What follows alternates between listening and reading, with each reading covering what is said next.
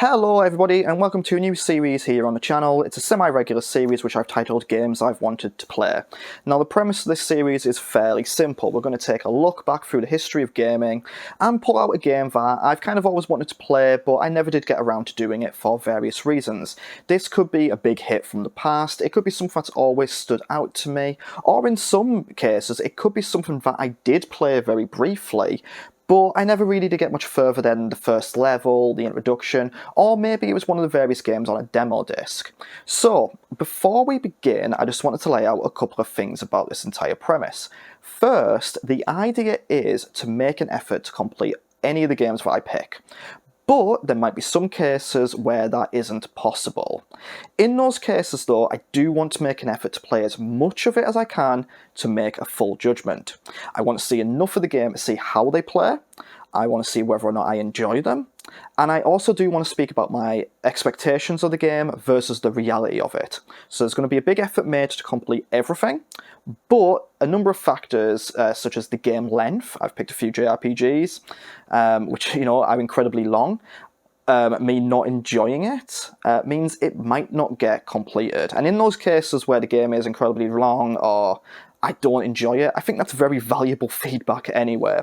Secondly, I'll be making an attempt to play all these games as they were kind of intended to be played. Now, that doesn't necessarily mean they'll be played on the original hardware, but I do want to try and play them as they were intended to be played, but I will be making use of some modern conveniences such as save states. With some of the titles, I do want to see as much of the content as I can, and a few might have awkward save systems, might have no save system at all. There might be other little bits and pieces that mean I have to make use of more modern conveniences. Thirdly, and perhaps the most important one, these videos aren't meant to be a display of skill. Or get for any sort of bragging rights. They're not like, completionist style videos. This is supposed to be a light look at some of these games from gaming history and maybe inspire some of you to try them out for yourself. So with all of that preamble done, let's dig into the first game. So the first game on the list is one that I've wanted to try out for years, and that is Dino Crisis. Released in 1999, Dino Crisis came out at the time when the PlayStation was pretty much at full strength. It had been going for a good number of years now, and one of the series which really helped define the PlayStation was Resident Evil. The first of which was directed by Shinji Mikami and was published by Capcom. Shinji would oversee the development of Resident Evil 2 and 3 in a production capacity, but his next game as director was this one here, Dino Crisis. He worked as the director and producer. Now, this is one I always remember hearing about whilst growing up. A number of my friends did play it, and it was always kind of in magazines and such. Plus, it went on to spawn a few sequels, which you have heard about, and there's calls for future ones. I never actually played this growing up. Now, when it came out, I was about 12, so I probably shouldn't have been playing it. It has a 15 certificate. Obviously, like many kids of my generation, like many kids of any generation, I did have access to media that I shouldn't have been seeing or playing. I did play Resident Evil 2 well before I should have done, but Dino Crisis just was never one I got. Horror was never really my thing either. It still isn't, but I do enjoy the Resident Evil series as well as a couple of others. So, what exactly are my expectations of this game?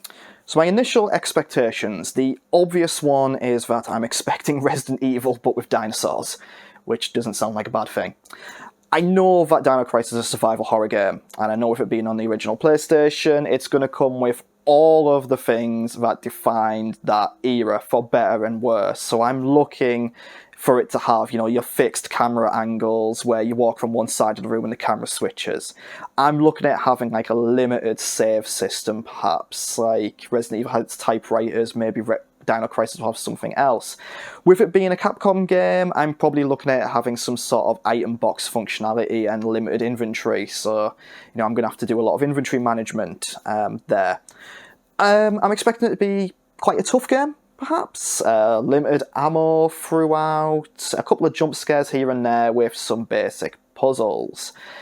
I'm expecting to enjoy this. I'm thinking, despite its clunkiness, it'll still be a good game. I think it'll be very much a product of the time.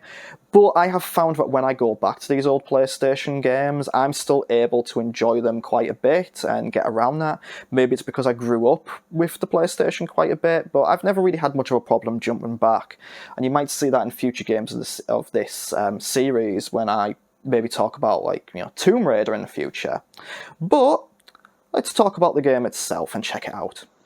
Dino Crisis is set in 2009 and puts you in the role of Regina, a female agent belonging to the Secret Operation Raid Team, or SORT. She and the rest of her team have been sent to a secret research facility to locate and bring back a Dr. Edward Kirk, who was thought to have died 3 years prior. Suspecting some sort of shenanigans, you are tasked with bringing him back. And shenanigans you get, because on arriving on the island you realise all is not as it seems. In the opening cutscene you are shown one of your team members missing their landing and being chased and eaten by a T-Rex, as well as your own team finding the half-eaten bodies of researchers and security personnel. It's not long after that you encounter the dinosaurs yourself. If you've played Resident Evil, then the way the game plays will be very familiar to you. It uses the same kind of tank controls and exploration mechanics. One notable difference is the ability to move while shooting, which actually gives it a bit more of a modern feel compared to the older Resident Evil titles. With that said, the character is still a little bit sluggish, and you will have to contend with the fixed camera angles that we all know and love. So speaking of those fixed camera angles, they do work well for the game. They help build up a good sense of tension, especially when you enter a large room or a corridor, and you can hear one of the enemies nearby, but you can't quite see it yet. It also lends itself to some pretty lovely shots that help sell this fixed camera style very well. There's a little bit of inventory management, but it isn't quite as restrictive as Resident Evil was back then. You do have a limited number of slots for your ammunition and medical items, but when it comes to your key items, such as key cards, plugs for unlocking item boxes, various tools you might need, and even the weapons, they don't really factor into it. So there isn't an instance where you might have to leave a key behind or any useful tool until the moment you do actually need it. And going back to those item boxes, they do appear in the game, but instead of having one large chest within the save room, you'll instead find these colour-coded emergency boxes around the facility. Each colour corresponds to the type of item you'll find on opening the box, and that's medical, ammunition, and then like a combination of the two. You can use these boxes to store your excess items, and in order to open them, you'll use the aforementioned plugs. Puzzles are plentiful throughout the game. The most common will be the DDK puzzles for opening doors, but you'll also find crane puzzles, a spin on rotating blocks / pipe arranging puzzles, and a couple of others. It also requires the player to read through memos that have been scattered about and retain information from them. Your save system here is fairly basic. Certain rooms will prompt you to save before exiting, and they don't require any sort of item to save your game. Dino Crisis being a survival horror game, expect a few tense moments and a couple of jump scares thrown in there.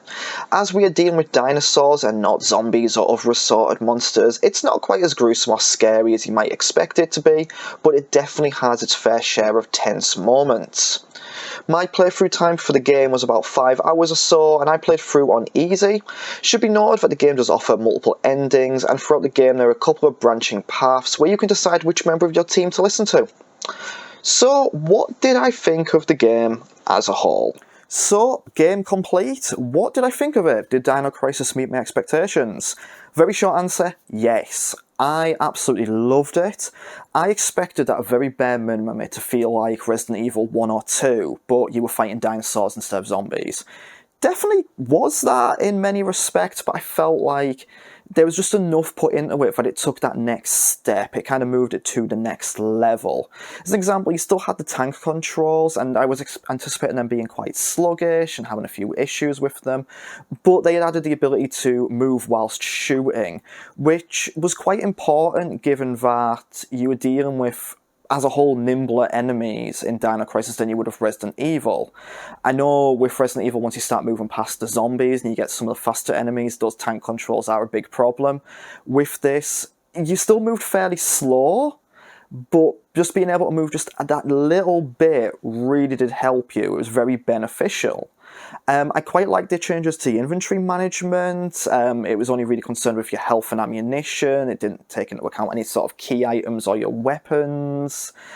You know, things like keycards, you didn't have to worry about them, so you just had to focus on, you know, how much ammo you had. I still did have a few issues with managing it at times. I thought I was going to run out of ammo at a couple of points, but it didn't really bother me too much. I liked the variety of puzzles in there. There was a good number of them. Didn't feel like any of them were a big slog at any point, and when I got stuck on like one or two of them, I didn't feel like it was overly frustrating. I had to, you know, kind of sit back a little bit and think about it. Something I did kind of find a little bit jarring, because it's not something you really think about nowadays, but when you come across the memos in-game, they're not logged for you. So you will have to like write things down, like certain numbers or passcodes. I kind of like that. When I started playing games back in like the early 90s and had point and clicks, I used to log things down in notebooks and stuff all the time anyway, because you kind of had to back then. So, you know, just have your pen and paper handy, or, you know, have Notepad open or whatever, you know, that kind of thing. The one thing I would say I was a little bit disappointed in was the variety of enemies and maybe the lack of boss encounters. I know when it comes to a lot of survival horror games, that variety of enemies and boss encounters really helps sell them. You kind of, you know, those are the bits you talk about with your friends, and not to say Dino Crisis didn't have any boss encounters, it kind of did, but it was sort of the same enemy repeated throughout. Might have been nice to have a little bit more thrown in there, but, you know, I can't go back in time in 1999 and change that. I guess as well, because of the way the story panned out, it wasn't like these were genetically modified dinosaurs or like a Jurassic Park situation. These were actually the dinosaurs pulled through time, so I guess you didn't want to mess with that too much, I suppose. I don't want to say for realism's sake, because it's dinosaurs being pulled through time, but, you know, I can kind of see maybe why they didn't go too mad with it. So I would say, as far as my expectations versus the reality definitely surpassed what I expected. I thought the game would be a lot clunkier. I thought it would actually be a lot harder than it was, and I didn't think it would feel as fun to play as it actually was. You know, there were a few elements that were of the time, but it still felt damn good to play. So yeah, I played through the game on the easier difficulty. I actually died quite a few times on that, especially when I guess it would be like the third type of dinosaur was introduced. They were quite a bigger and tougher one, and, you know, if they hit you like twice, they could pretty much instant kill you. So yeah, I found that a little bit tough at times. Most of the game wasn't too hard, and I do actually think that if you played through it on normal, if you knew which enemies to avoid and which encounters to avoid and when to shoot, you probably wouldn't have too much difficulty with it, if I'm being honest. As far as like more modern stuff goes, I made use of save states a couple of times. That was mostly because there were a few lengthy kind of cutscenes in there that were unskippable, so you didn't want to keep seeing them over and over again. There was one of the big encounters in it where I died several times, and there was just like a big cutscene to introduce it, and I just thought, I'm going to have to use a save state here so I don't keep going back. Again, I don't think too many people would have many problems with the game. Once you figure out what to do, it's kind of like, oh, that's what I do, I just go forward with it. So I would easily recommend it if you can get hold of a copy, and I think copies of it are pretty plentiful and not too expensive if you want to get an original copy of it. Definitely do give it a go. It's a sort of game as well that I'd say is absolutely crying out for a remake. You know, like we've had with the Resident Evil titles, I think Dino Crisis would fit in really well with that. You could do some really cool and amazing things with it. You don't necessarily have to keep going down the survival horror route with it. You could go down a more action path with it, but just more modern games with dinosaurs in, I don't think you could go wrong. So there we have it, the very first episode of this new series. I hope you enjoyed it.